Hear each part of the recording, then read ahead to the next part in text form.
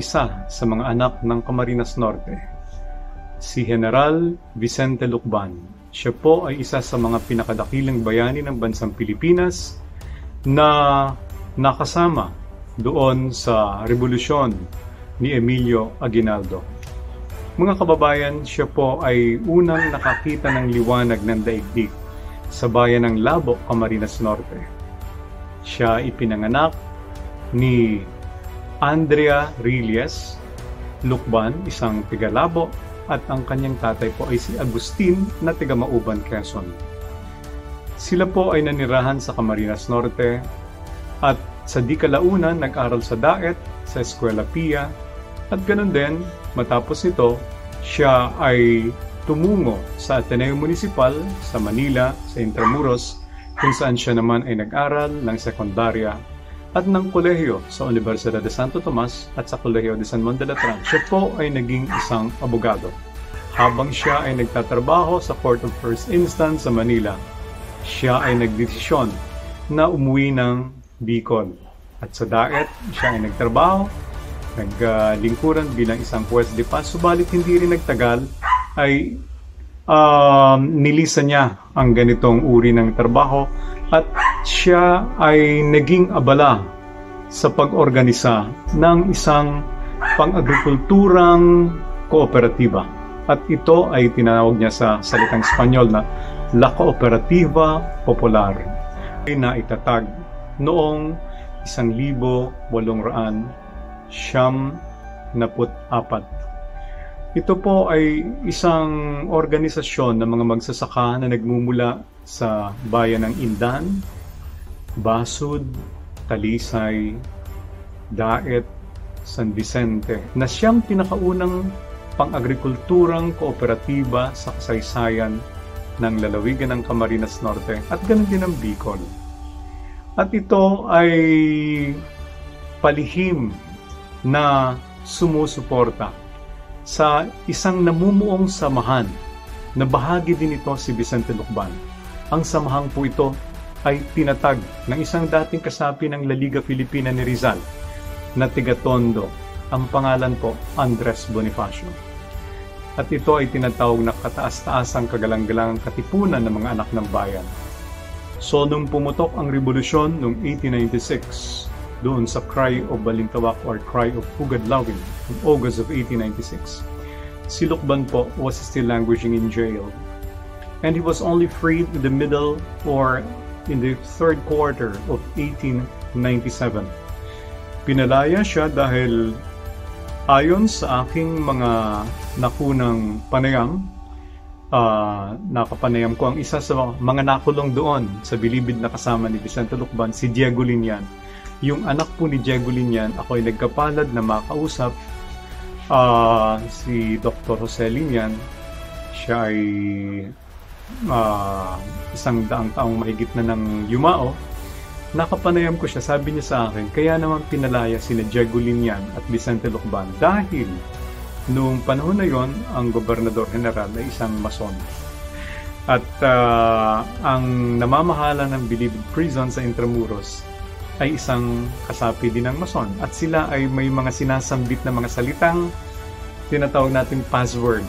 Kung kaya't pinalaya yung mga taga-Daet, may Karanseha, may Abanyo, may Linian. No? In September of 1897, he joined Aguinaldo in Cavite. At doon sa Cavite ay sumama siya sa maraming mga labanan kasama si Emilio Aguinaldo. At nanalo sila sa mga Kastila sa maraming pagkakataon hanggang sila ay tumungo sa Biak na Bato sa Bulacan.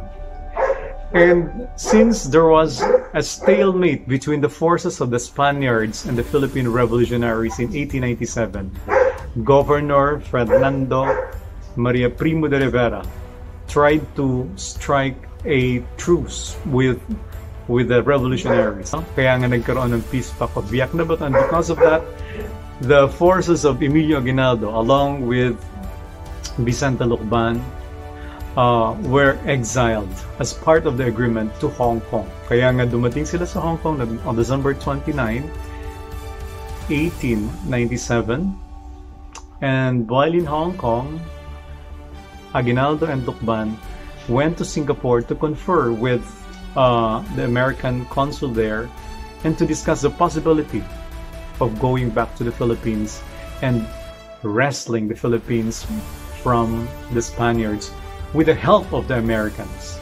Habang nasa Hong Kong, yun ay isang British colony, Vicente Lucban went to a military school, and there he trained himself in military science and tactics, and he became an expert on military engagements. Kaya nga po si Vicente Lucban ay talagang sanay at bihasa sa mga bagay na may kinalaman sa Puwersa Armada. In July of 1898, matapos magdeklara ng kalayaan si Emilio Aguinaldo sa Cavite, dumating sa Pilipinas galing sa Hong Kong si Lucban. Subalit bago yun ay sumulat siya sa mga taga Camarines Norte. Sumulat siya sa mga taga Cavite na ihanda ang puwersa ni Lucban at lulusob kami sa Timog Katagalugan. At yun nga ang ibinigay na assignment sa kanya ni Aguinaldo, ang Timog Katagalugan, at nasakop niya ang maraming lugar. Nanalo siya sa maraming gera laban sa mga Amerikano sa Timog Katagalugan. Sabi ni Antonio Luna, isang general ng revolusyon, gawin natin siyang isang koronel ng revolusyon at ipadala natin siya sa rehiyon ng Bicolandia. Kung kaya't noong Setyembre 1898, nakarating si Vicente Lucban dito sa Daet at nagkita-kitang muli ang mga inorganisa niyang mga kasapi ng La Cooperativa Popular, na ang katotohanan nito, mga kababayan, ang mga kasapi ng La Cooperativa Popular na sina Ildefonso Alegre, sina Marianito Salduang, sina Tomas Salduang, ay nagkamamatay noong April 1898 sa isang Daet Revolt. At yun ay dahil sila naging kasapi ng Katipunan. Ang pinakaunang unit, ang pinakaunang sangay ng Katipunan sa labas ng Manila, sa Katimugang Luzon, ay dito sa lalawigan ng Camarines Norte. Si Vicente Lucban ang nagtatag ng pinakaunang unit ng Katipunan. That's why Camarines Norte has that inviolable distinction of being the first ever to organize a Katipunan cell outside of Manila. Kaya nga si Vicente Lucban ay lumusob sa Daet, at pagdating niya dito, si Valeriano Cuanyo, na siyang kapitan municipal o mayor ng Daet, ay ibinigay ang pamumuno kay Colonel Antonio Sanz, isa sa mga nagtatag ng First Rizal Monument, na siya ay isa sa mga kasama ng puwersa ni Vicente Lucban.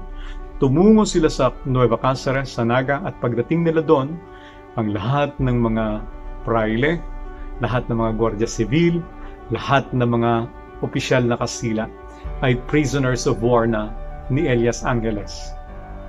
At ito ay, at saka ni Felix Plazo. At ito ay nagsabi na, ibinibigay namin sa iyo, Vicente Lucban, ang pamumuno ng buong Nueva Cáceres. Kung kaya't noong Setyembre ay doon nanirahan si Vicente Lucban halos isang buwan. Pagkaraan nito ay tumungo siya sa Albay noong Oktubre, at siya din ang naging pinuno ng Albay, at tumungo siya sa Samar noong Disyembre, ika-31 ng Disyembre, 1998. At pagdating niya doon sa Samar, sa Calbayog, ay nagpalabas siya ng isang kalatas, Compoblamos Samareños Ilayteños, at sinasabi niya doon na ako ang ipinadala ni Presidente Emilio Aguinaldo bilang pinuno ng buong Samar at Leyte. So yun na ang naging umpisa ng kanyang karera militar, at doon siya ginawang isang general ng revolusyonaryong pamahalaan ni Aguinaldo, at siyang civil and military governor of the entire Samar. Kaya nga nung naganap ang Balanggiga Massacre noong September 28, 1901. The infamous Balangiga Massacre, where the American forces were practically wiped out by the Filipino revolutionaries who were just wielding bolos. And of course, a strong determination and resolve to defeat the enemy, which was recorded in the American war documents, war records, the worst defeat of the Americans in the Pacific, no? Na kung saan ay na-wipe out ang mga sundalong Amerikano. Sinasabi nila na it was to the credit of Vicente Lucban that the Balangiga Massacre became a triumphant moment, a shining moment in history of the Philippines, no? Yung Balangiga Massacre. At dahil doon, naging wanted si Vicente Lucban ng mga Amerikano. Hinanap siya, at kahit nung sumuko na nung January 1901 si Aguinaldo, at sinabi ni Aguinaldo in all the field commanders to surrender to the Americans, Vicente Lucban never he never heeded the call of Aguinaldo to surrender, and he never surrendered to the Americans, unlike Malvar, no, of Batangas. He was captured eventually, no, on February 21, 1902, by a conscripted bunch of soldiers who were used by the Americans, no, as a ploy in order to trap Vicente Lucban doon sa Samar. Kaya nahuli siya sa pamamagitan ng mga Pilipinong sundalo, hindi sa pamamagitan ng mga Amerikanong sundalo.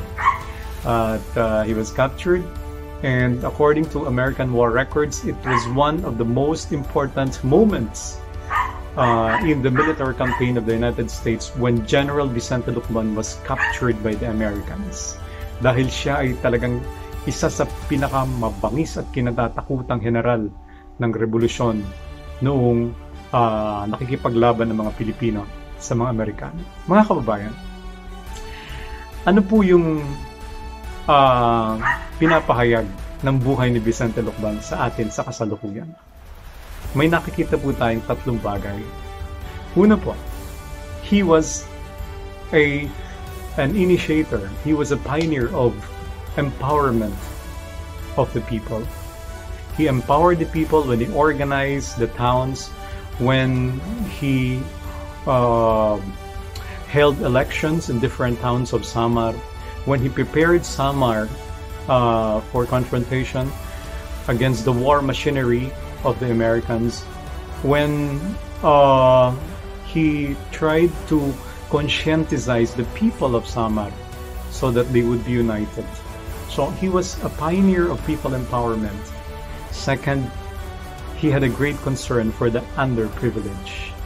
No? When he organized La Cooperativo Popular, mga kababayan, ang lalim ng kanyang pagmamalasakit sa mga taong mahihirap sa mga nasa laylayan.